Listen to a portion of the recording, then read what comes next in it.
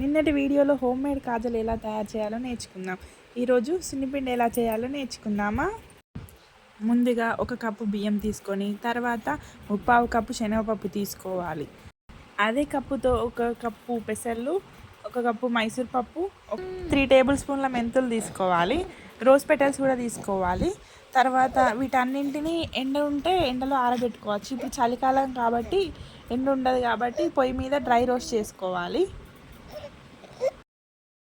Dry roast చేసుకున్న తర్వాత ఒక 10 నిమిషాలు చల్లారేదాకా బయట పెట్టుకొని తర్వాత మిక్సీ జార్లో వేసుకొని మిక్సీ పట్టుకుంటే సున్నిపిండి రెడీ. ఈ సున్నిపిండిలో మీకు కావాలంటే పసుపు కూడా యాడ్ చేసుకోవచ్చు. మా బాబుకి పసుపు పడదు కాబట్టి నేను యాడ్ చేయలేదు. ఈ పిండిని డైలీ మార్నింగ్ పాలతో కలిపి పిల్లలకు పట్టించాలి. అలా పట్టించడం ద్వారా పిల్లలు స్మూత్గా తయారవుతారు. మీకు నచ్చితే మీరు కూడా ట్రై చేసి ఎలా వచ్చిందో కామెంట్ చేయండి.